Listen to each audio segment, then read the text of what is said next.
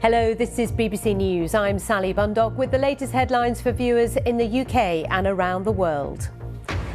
The US, Britain and Australia reveal details of a security pact to counter China's increasing military strength in the Pacific.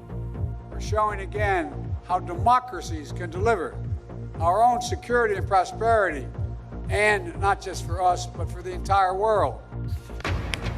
More than 100 people have been killed as Storm Freddy returns to Mozambique and Malawi. China says it will start issuing foreign visas again for the first time since the pandemic started.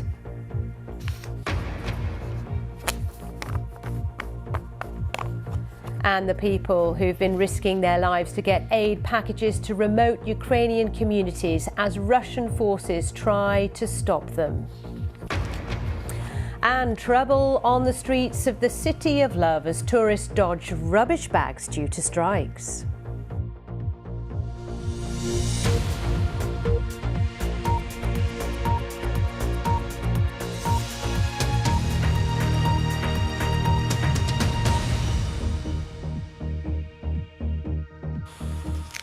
A very warm welcome to the programme. We begin today in California, where the leaders of the US, Britain and Australia have been meeting and have given details of a defence pact that will provide Australia with nuclear-powered attack submarines.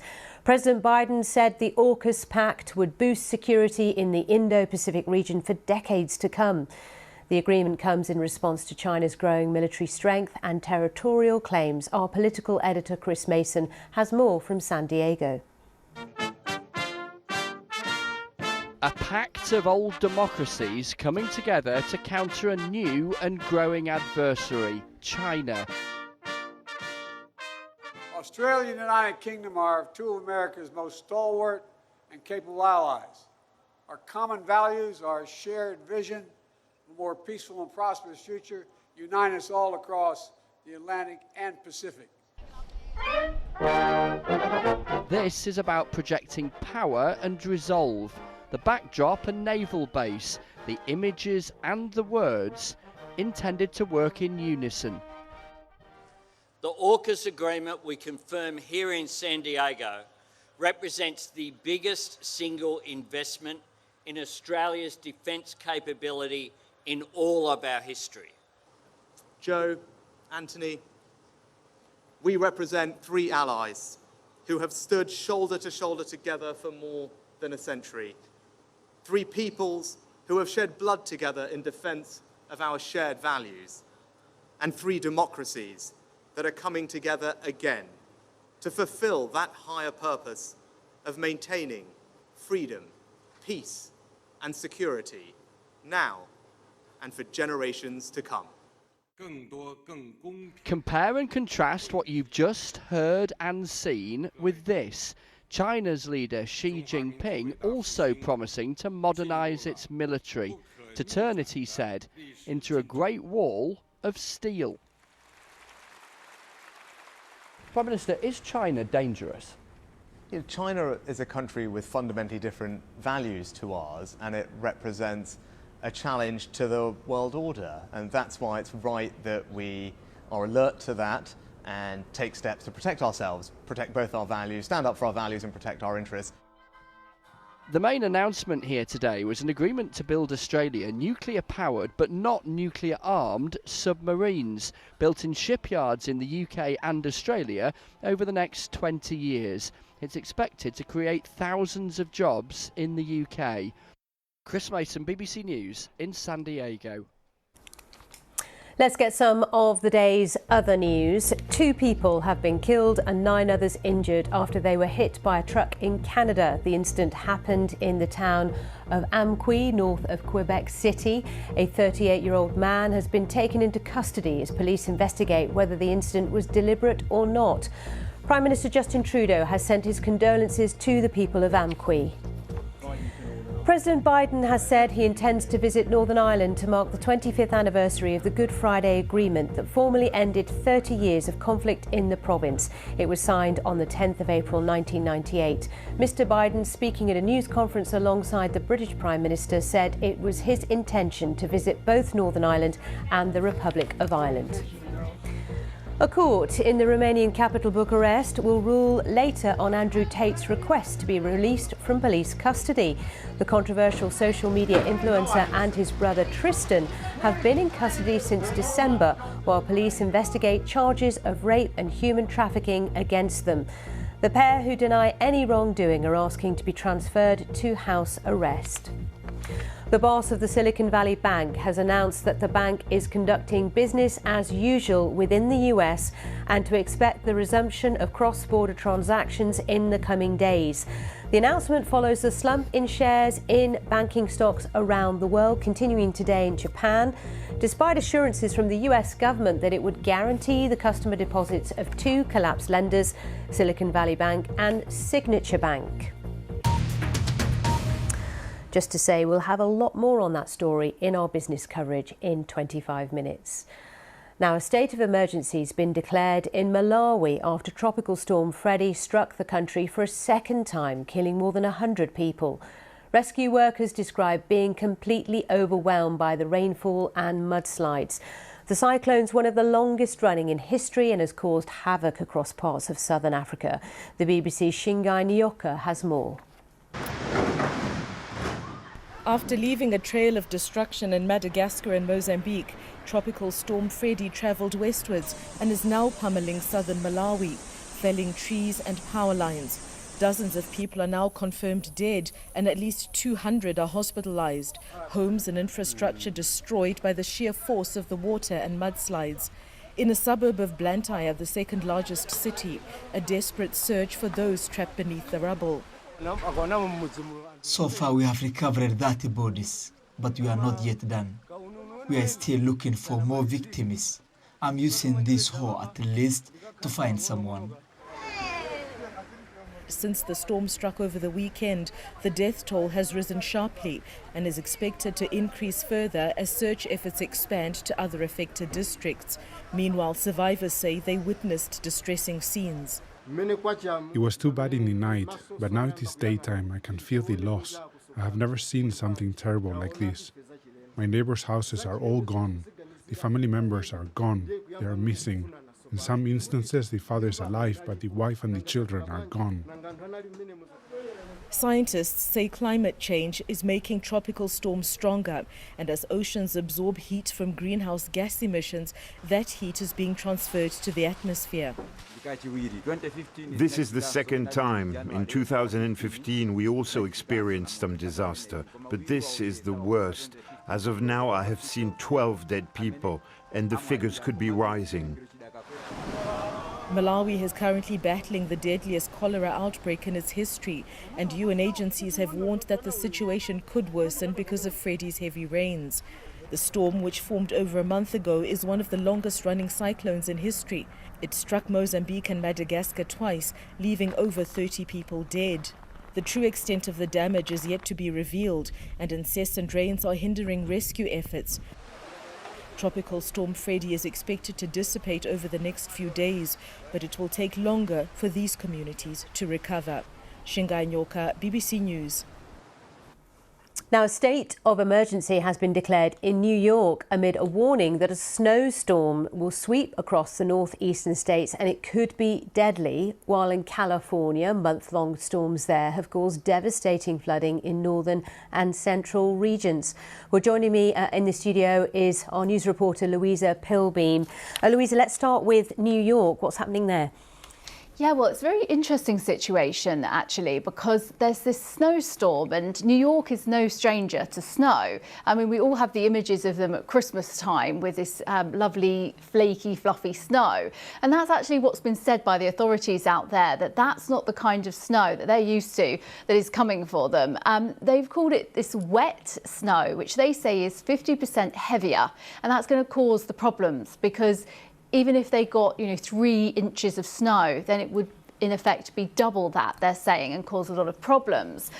So this snow is coming along the northeastern states. It's also affecting Pennsylvania and Maine. And the authorities are telling people to stay indoors. They're saying to prepare. And they're really worried that people won't take this seriously, because actually we've seen some shots and the snow doesn't look too bad at the moment. But they're saying that it could really cause them problems.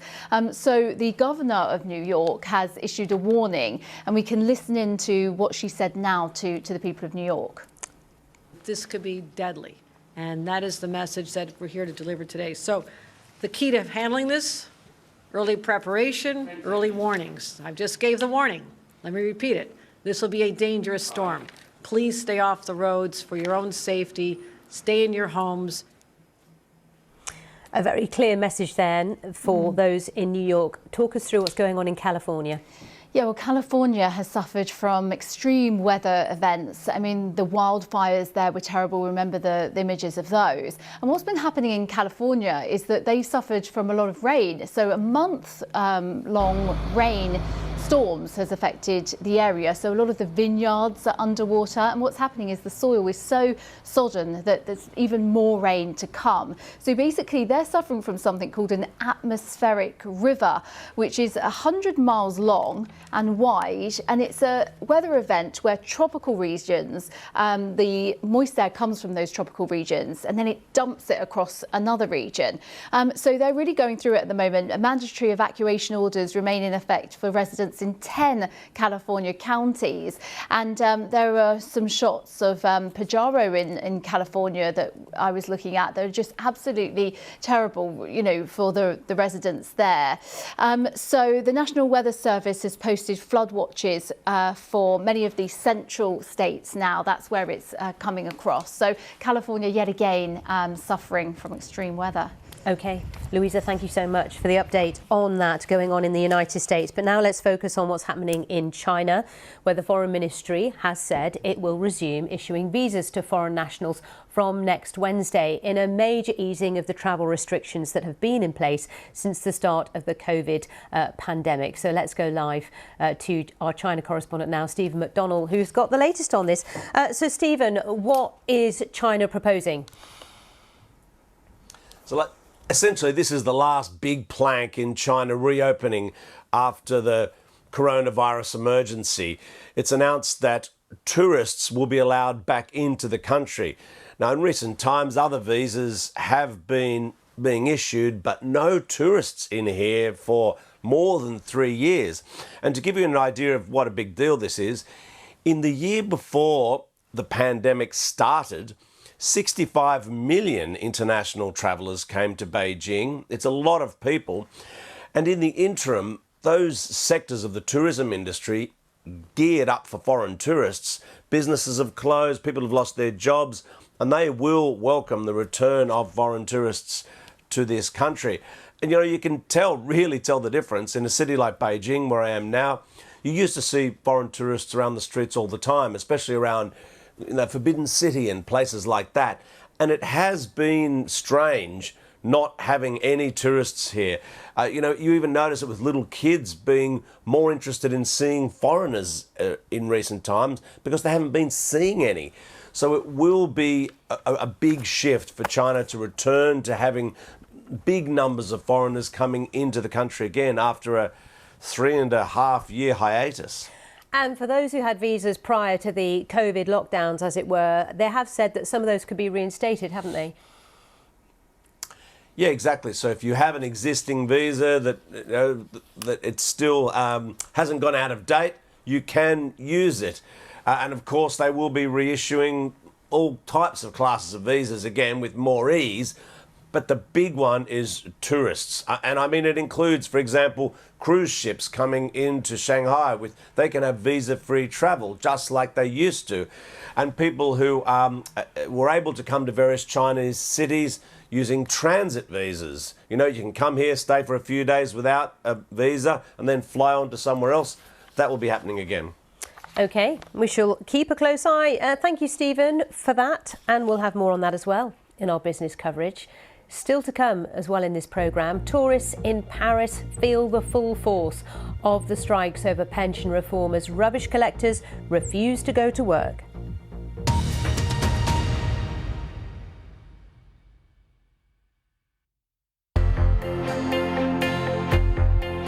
Today we have closed the book on apartheid and that chapter.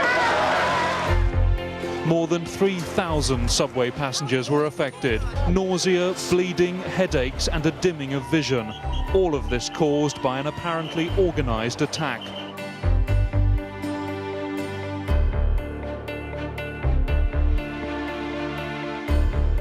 The trophy itself was on the pedestal in the middle of the cabinet here.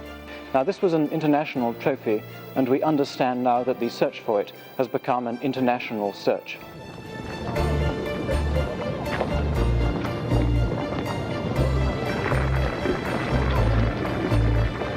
Above all, this was a triumph for the Christian Democrats of the West, offering reunification as quickly as possible, and that's what the voters wanted.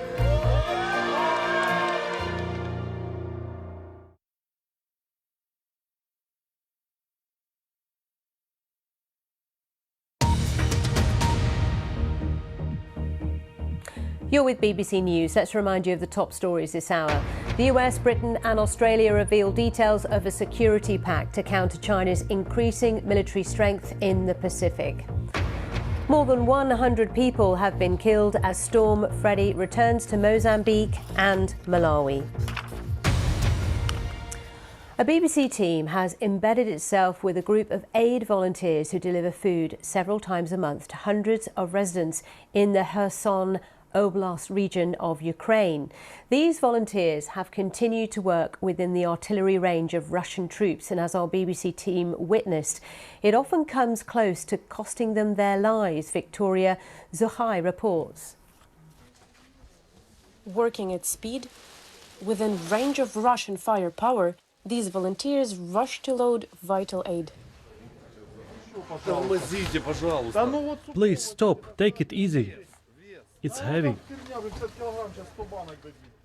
Even out on the road, these volunteers haven't escaped the danger. In Marhanets it is difficult and intense, but in the area where we are headed to, people were under a very difficult occupation and went through so much misery. As soon as the convoy leaves the town, it becomes visible to the Russian army. Shelling can happen anytime. And it's not long before they receive reports of artillery fire close by. This is the first aid convoy to arrive here in 3 weeks. For many here, this aid is the only source of food.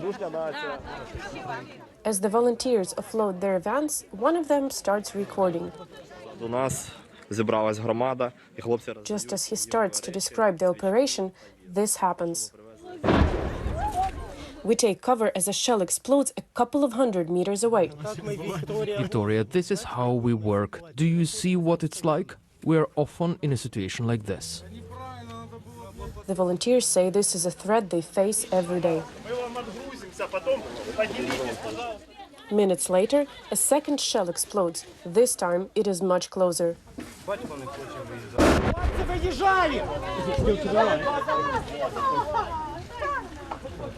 yeah, both came over that way.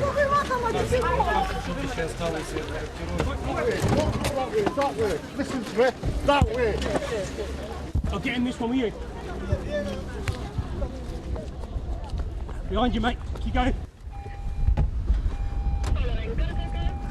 We were being targeted from a Russian position. To make the convoy shorter and less visible, we have to split up.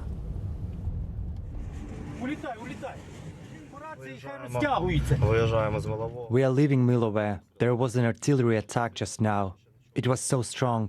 I've never heard anything like it. The Ukrainian authorities say no one was killed in the area, despite several villages coming under attack. This area has no military infrastructure. It's unclear what the target was. But despite the threat of more shelling, the volunteers continue to the next village, delivering vital aid to those in need. Victoria Juhan, BBC News in the Kherson region.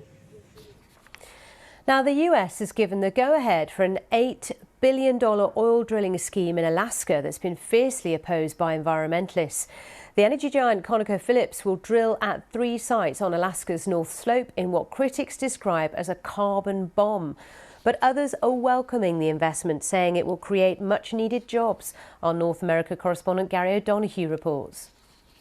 Alaska, home to some of America's last remaining undisturbed landscapes. But one oil company says under this freezing expanse lies decades of untapped oil and the potential to ensure US energy security into the future. The company, ConocoPhillips, has already begun exploratory work, and the go-ahead from the Biden administration will mean more than 200 wells being sunk and hundreds of miles of new roads. We are already in a climate emergency, and so every single drop added to our climate emissions is sending us into a direction of complete irreversible climate impacts. The campaign to stop Willow generated more than 1 million letters to the White House and a backlash among campaigners on social media. Gen Z will not accept the Willow Project moving forward. It's one of the most powerful movements ever. Bullying or activism works. In an attempt to offset criticism, the Biden administration has announced drilling bans on nearly 16 million acres of land and sea in Alaska, as well as curbing the scale of development. In a statement, the Department of the Interior said it was substantially reducing the size of the Willow project by denying 2 of the 5 drill sites proposed by ConocoPhillips. And it said the actions will create an additional buffer from exploration and development near the Chesapeake Lake caribou herd. This decision could cost Joe Biden politically. In his 2020 election campaign, he vowed to end new drilling on federal land, and some in his own party will see this as a betrayal. Gary O'Donoghue, BBC News, Washington. Now let's bring you all the latest sports news. Hello there, I'm Tolson Tollett and this is your sports news, where we start with football. Manchester City host RB Leipzig later on Tuesday in the second leg of their last 16 Champions League tie. The opening leg ended 1-1 in Germany, and despite City manager Pep Guardiola having won 9 major trophies in his time at the club, he finds it strange that he'll only be judged on whether he wins a European trophy. Absolutely be judged for that competition, yeah, definitely. Because since day one I arrived here in the first game in Champions League, they asked me when just arrived, landed here, sitting for the first time, you are here to win the Champions League. I said, what? So I was manager for Real Madrid, that this is not going to happen, but I could understand, but here, I don't know, but I accept it. The other match on Tuesday will see Porto looking to overturn a 1-0 deficit against Inter Milan. Substitute Romelu Lukaku scored the 86th minute winner at the San Siro for the Italians last month. But Inter's recent form away from home has been patchy, with 2 defeats and a draw in their latest outings in Serie A. Men's defending champion Taylor Fritz is through to the last 16 of the Indian Wells Tennis Masters. The American was a straight sets winner over Argentina's Sebastian Baez. While in the women's draw, for the first time ever, a match between Elena Rybakina and Paula Badoza didn't go to 3 sets or feature a tiebreak. But Monday's match between the two was still hard fought, with the reigning Wimbledon champion eventually coming through in straight sets against the Spaniard. Some sad news from the world of athletics. The legendary high jumper Dick Fosbury, who revolutionised the event with his signature Fosbury flop, has died at the age of 76. Fosbury claimed gold at the 1968 Olympics in Mexico with this style, and his innovation changed the sport. Winning gold, he set a then world record of 2.24 metres and introduced a technique which is now the norm. Racing's 4-day Cheltenham Festival in England starts in the coming hours as new rules on the use of whips comes into effect. About 280,000 spectators are expected at the meeting, where the unbeaten Constitution Hill tops the opening day bill in the champion hurdle. Runners face disqualification if jockeys seriously breach contentious new rules on use of the whip. That's the sport. Now, people travel to Paris from all over the world to experience the classic architecture, fine food, and maybe if they're lucky, a bit of romance. But now, with a rubbish collectors strike in its second week, they're saying their trip is lacking the oh la la they hope for. Here's Stephanie Prentice. From the Eiffel Tower to Notre Dame and the many winding shopping streets, charming restaurants and bars, Paris isn't called the City of Love for nothing, but its image as a romantic hotspot is currently being tested to its limits. Tourists in the city have started taking photos of giant piles of rubbish instead of a morning macaroon or a delicious glass of red. Probably not one for the album. It just doesn't look as nice, so you come to a city like this expecting it to look nice from what you see on the likes of social media for us, and then we come and there's lots of garbage on each corner, doesn't make it look as nice.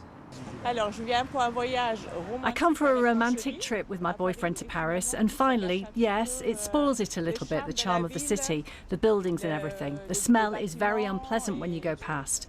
We went through the streets where you had to slalom between the bins. It's not very nice. The piles of black bags and cardboard are the casualties of Labour Union's war with the government over plans to raise the pension age to 64.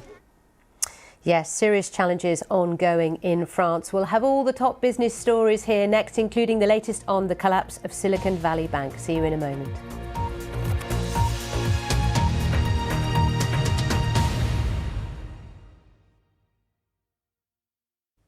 Hello. There's a weather battle going on this week, a battle between mild air and cold air. The mild air clung on for many on Monday. In fact, parts of eastern England got all the way up to 16 degrees. Compare that with just 1 degree in parts of northern Scotland. And for Tuesday, the cold air wins out for now. Those parts of eastern England, just 8 degrees on Tuesday afternoon, and some spots in the Highlands will struggle to get above freezing. With that, it will be breezy, not quite as windy as it was on Monday, and there will be some wintry showers around as well. Some ice to start the day, the cold air working in behind this band of rain, and some hill snow pushing across southern England first thing. Behind that, yes, some spells of sunshine, but some showers, and many of these showers will be wintry. The showers tending to clump together actually through the afternoon across parts of Northern Ireland, southern Scotland, getting down into northern England, North Wales and the North Midlands. These showers will be a mixture of rain,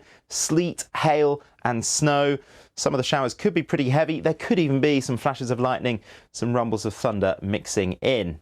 Temperatures, well, they are set to struggle. Just 3 degrees there in Aberdeen, perhaps 9 for London and for Plymouth. So a chilly day wherever you're spending it. As we go through Tuesday night, some wintry showers push across the south. We'll keep a feed of wintry showers into northern Scotland, where it will stay quite windy. But for many, a slice of clear sky and some really cold weather for Tuesday night and Wednesday morning. Those are the temperatures in the towns and cities.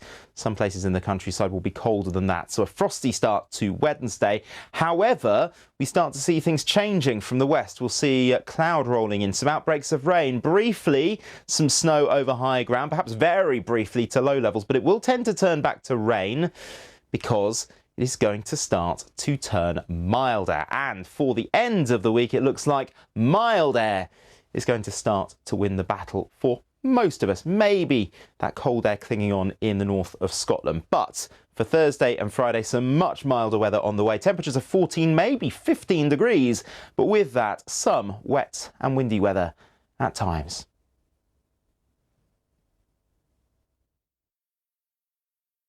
It is the memory of everyone and everything that was here that will live on. Although she divides opinion, seems she is going out of a combination of frustration and fatigue.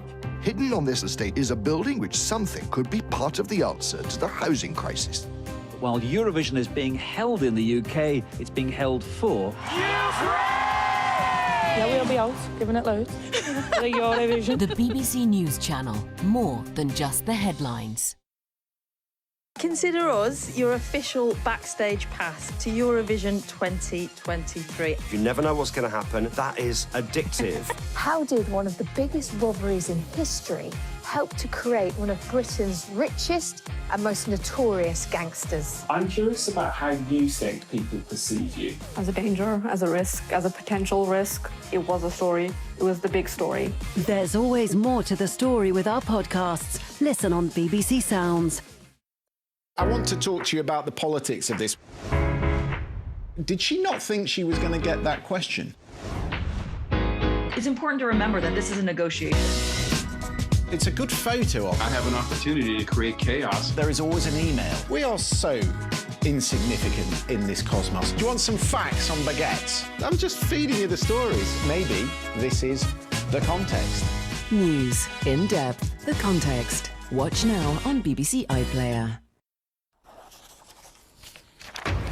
Hello again, you're with BBC News. I'm Sally Bundock. Time now for the top business stories. As global bank shares continue to slump following the collapse of the Silicon Valley Bank, will central banks now hit the pause button on raising rates? Powering Up VW announces its first battery plant outside of Europe, but can it keep ahead of the competition? Reopening to the world, China lifts visa curbs for foreigners, moving further away from the strict COVID policies of the past. And struggling to breathe, how air pollution is affecting Indian rural communities.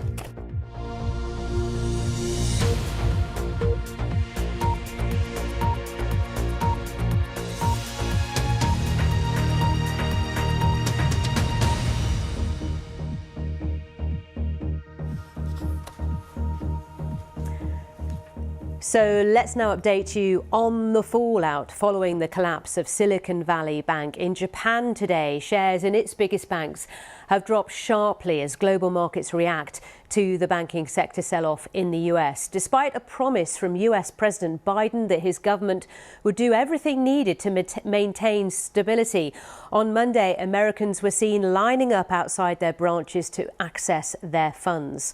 Some venture capitalists in California were seen taking out their money in cashier checks worth millions of dollars. The volatility sparked by the collapse of SVB has led to speculation the Federal Reserve will now pause its plans to keep raising interest rates designed to tame inflation. Our North America business correspondent Michelle Fleury has more from New York. What the havoc in the US banking sector means for the broader economy remains to be seen, but it's already changing calculations about how America's fight against inflation may play out. Economists at Goldman Sachs no longer expect the US Federal Reserve to raise interest rates at its meeting next week, saying policymakers won't want to undermine their efforts to restore financial stability by hiking rates just a few days later. The Wall Street Investment Bank had forecast a quarter-point increase before this week. The argument for pausing, well, it's twofold. It would allow more time for financial stability to be restored. Plus, this event could very well exert downward pressure on prices if banks pull back on lending. We'll get a clearer picture of inflation later this Tuesday with the latest consumer price index reading. The Fed will be hoping the data is muted. Otherwise, their job of tackling inflation and ensuring financial stability while avoiding a recession will get that bit tougher. Michelle Fleury there. Well, let's discuss this with Ed Price, principal at Ergo Intelligence in New York. Ed, good to see you again. There's a lot of discussion now, as Michelle was highlighting there, about what the Fed will do next week. It's meeting for its rate meeting, and prior to the collapse of SVB, there was real fears it may be more aggressive with its rate hikes. What do you think now?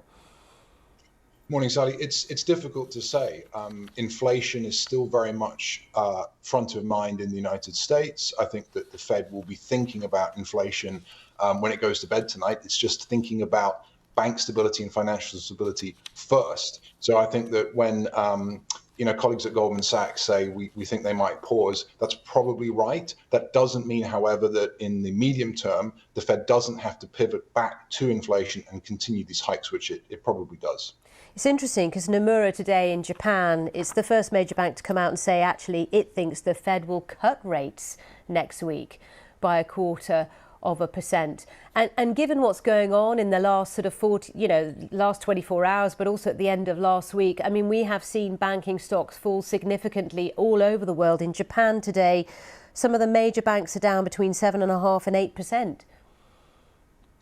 Well, that's right. And so it does smell like and look like the beginnings of something that could be described as a financial crisis. I don't think we're quite there yet. And I think that the reason we're not there yet is that the United States government, regulators, and the Fed itself, as you mentioned, did a pretty good job of letting people know that they're on it.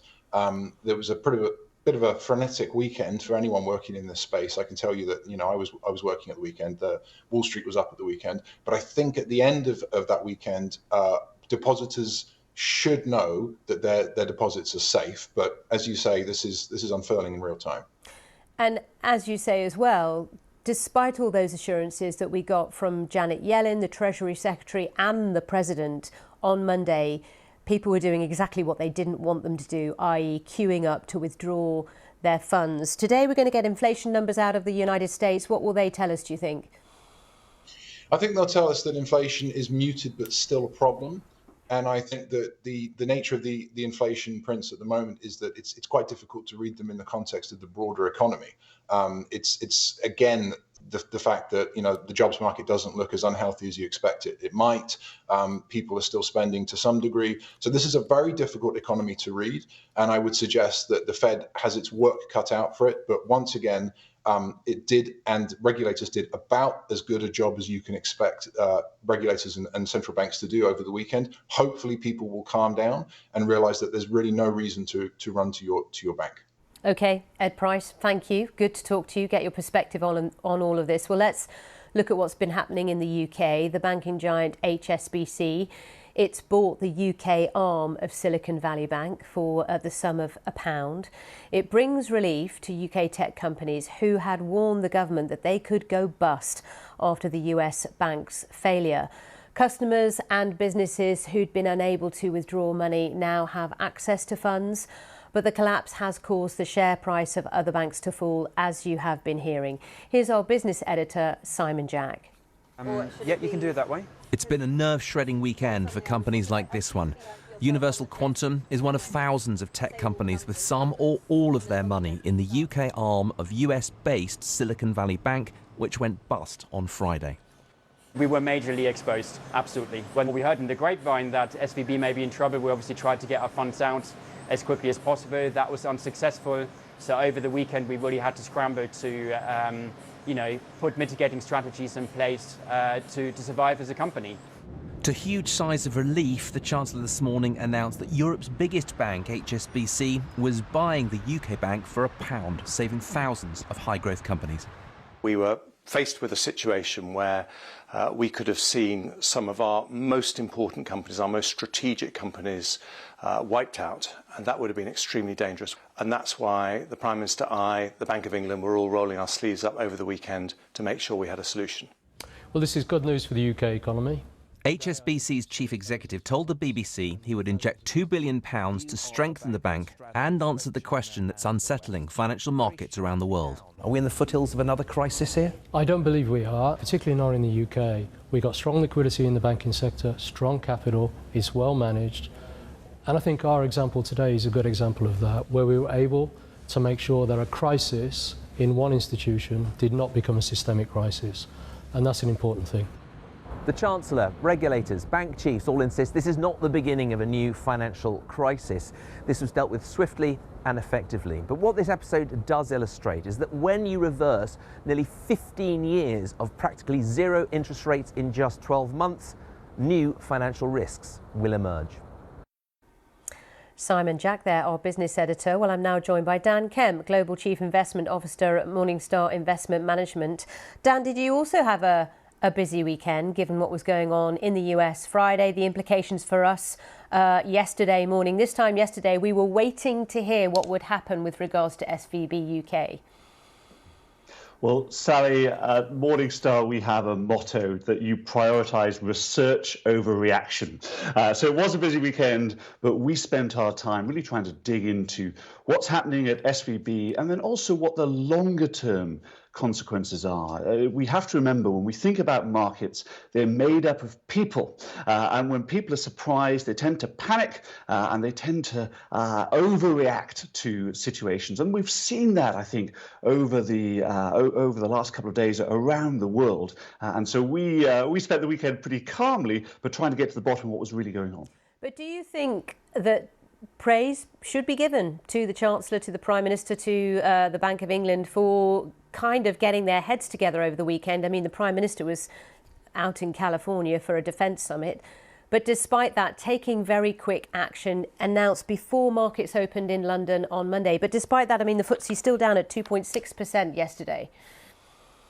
Well, that's right, Sally. And I think that, again, that was a surprise for most people. And that's another example of what happens when you try to predict short-term market movements. I think as we all woke up on Monday morning and saw that HSBC had bought the UK business of SVB, then people would have expected markets to be calmer. But they obviously weren't in Europe yesterday. They were in the US, and that's worth noting as well. But in fact, what happened yesterday was very old-fashioned. I remember going back 30 years ago, we used to have what we called the governor's eyebrows, where the Bank of England governor would just give the nod to a large bank when a smaller one got into trouble to provide that overall stability. And so this has been part of what central banks have done for a very long time, and it was good to see the structure working this time. But remember that when we think about where banks are, particularly European banks, particularly larger banks, they're in a much better place now than they were a few years ago. And we've had a really good stress test during the COVID period to demonstrate that.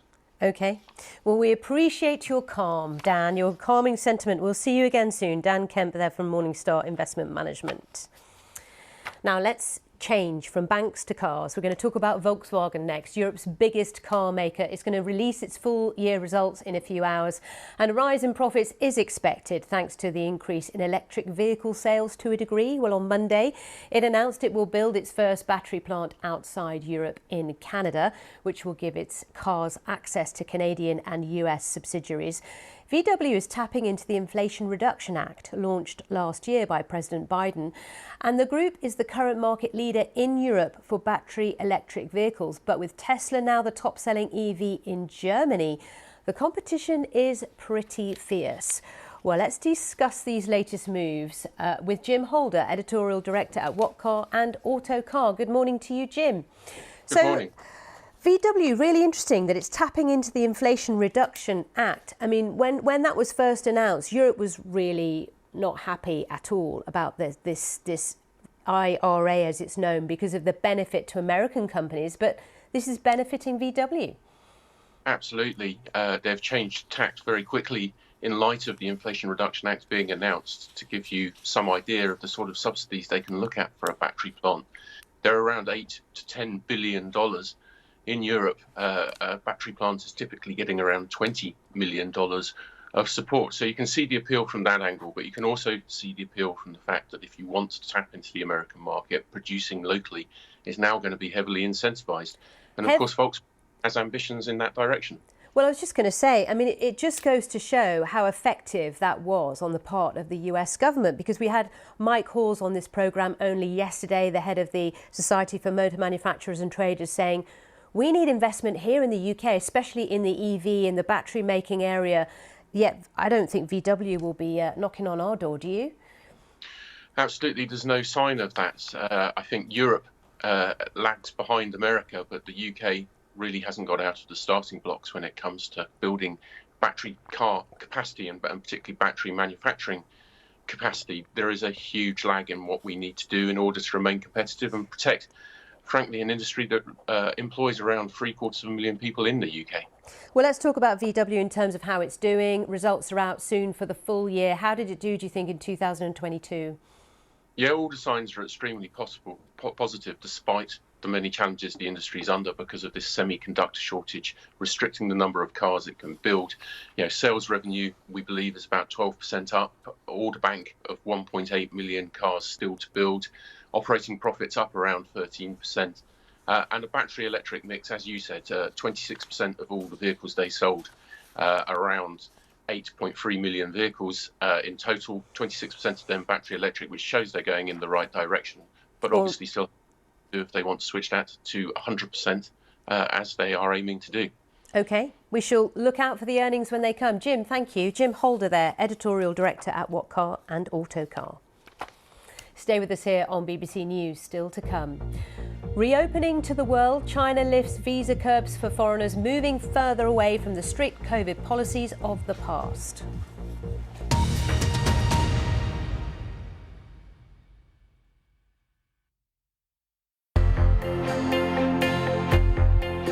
Today, we have closed the book on apartheid and that chapter. More than 3,000 subway passengers were affected. Nausea, bleeding, headaches and a dimming of vision. All of this caused by an apparently organised attack.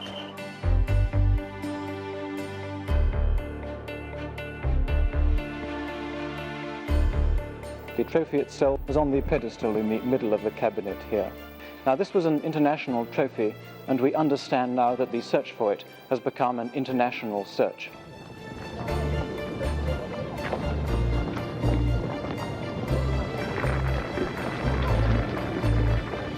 Above all, this was a triumph for the Christian Democrats of the West, offering reunification as quickly as possible, and that's what the voters wanted.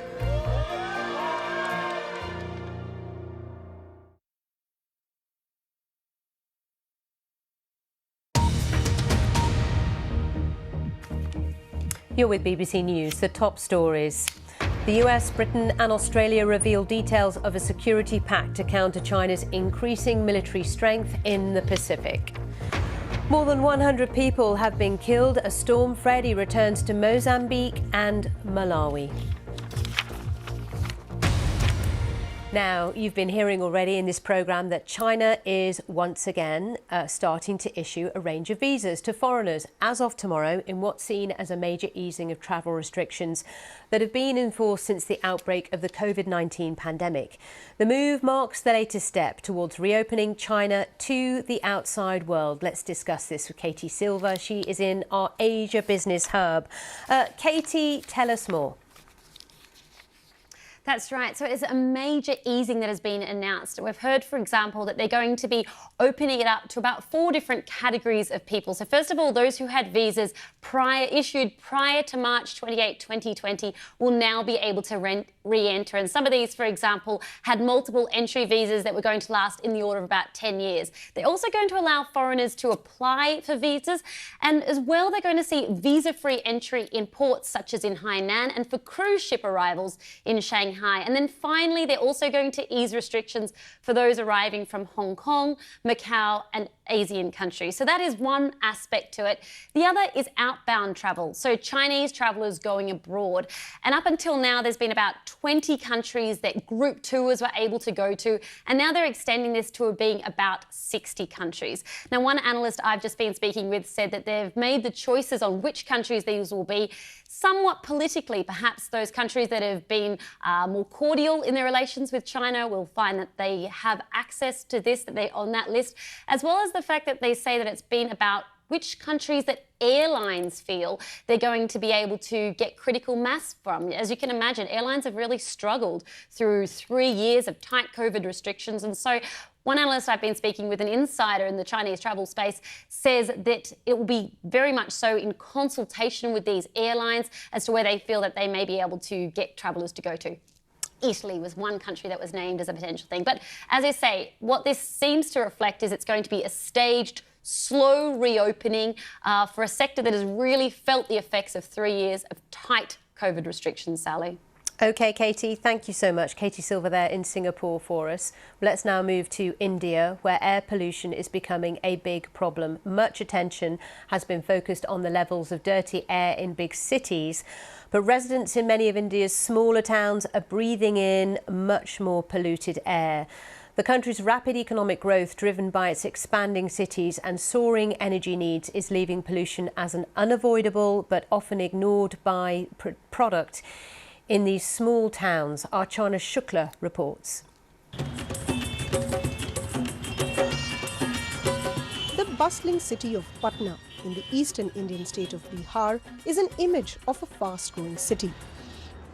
But this blanket of choking smog that engulfs the city blurs its vision of the future. These roads, metro lines and numerous high-rises being constructed are critical to these towns that have historically been starved of infrastructure. But this is also leading to worsening air quality in cities and in nearby rural areas. The air here is 12 times more polluted than what's considered healthy. And the impact is seen in overcrowded clinics. 6-year-old Draksh coughs incessantly. The congestion in his chest has not subsided for 2 months. Doctors say his lungs have become weak as a result of breathing polluted air. My child has been missing school regularly. When he travels through traffic in a school bus or goes out to play in the ground, his condition gets severe. His immunity has fallen too. Dirty air, a byproduct of years of poor urban planning as these towns and their energy needs expanded. Even pollution monitoring has been limited. But satellite images now collated for 2 decades show air pollution has risen faster in smaller towns, worst affected being those in the most populous northern Indian states. To move out of the incandescent plant steel. Sangnik Dey, a professor at IIT Delhi who has been collating this satellite data, says data shows pollution is not confined to city boundaries. It travels through the region. This is high time that India should start regional dialogue within the states, because if you see the National Clean Air Program, it is just talking about the cities. For many polluting sectors, technology exists, but there is no proper regulations. Until more is done, residents in towns like Patna are forced to rely on paying for clean air. Air purifier sell kar rahe the. Sale of air purifiers almost triple in just 1 year, especially in Patna. Middle-class families, even those from remote towns, are also inquiring. The dust needs to settle, quite literally, because bad air is an added cost for the government, with billions being spent to clean up. But efforts and awareness have been piecemeal and success still elusive. Archana Shukla, BBC News, Patna, Bihar. Now, in just over an hour's time, we'll get the picture of how the UK labour market is at the moment. Last month, the Office for National Statistics said more people were entering or returning to work as the cost of living continues to bite into household finances.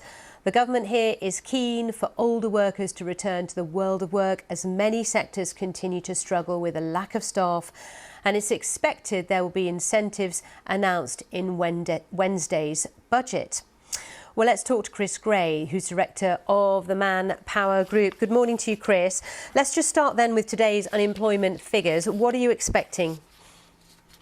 Good morning, Sally. Well, we're expecting an ongoing trend of the directions that we saw in the last few months. We're not expecting any material changes, but an ongoing uptick of unemployment, unfortunately, maybe, but not too dramatic, hopefully. And maybe just a slight decline in employment, but it's an ongoing trend, no material changes expected. Now, you do an employment outlook survey before these ONS figures are released, so you're gauging the market all the time.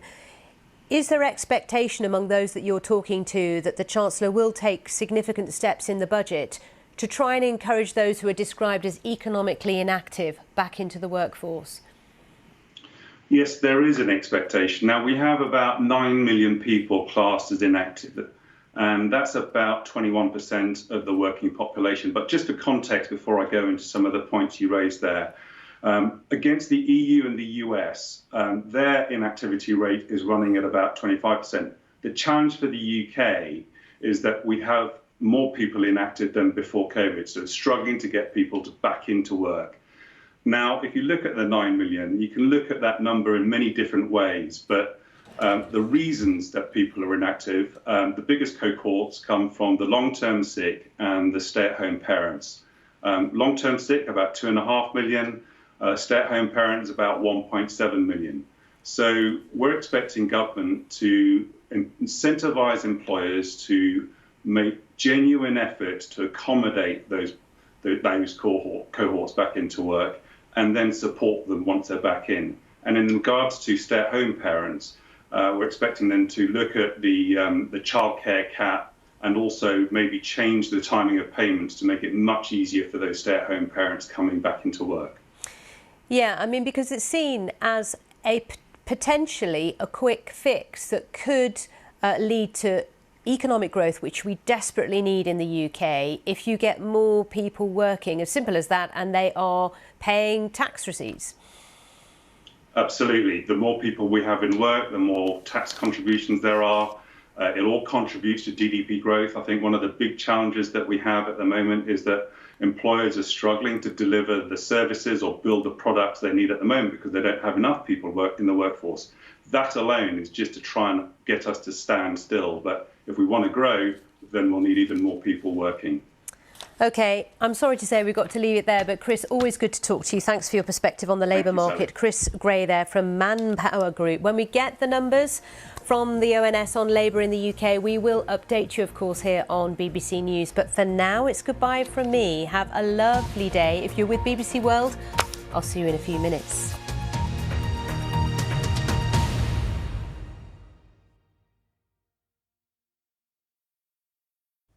Hello. There's a weather battle going on this week, a battle between mild air and cold air. The mild air clung on for many on Monday. In fact, parts of eastern England got all the way up to 16 degrees. Compare that with just 1 degree in parts of northern Scotland. And for Tuesday, the cold air wins out for now. Those parts of eastern England, just 8 degrees on Tuesday afternoon, and some spots in the Highlands will struggle to get above freezing. With that, it will be breezy, not quite as windy as it was on Monday.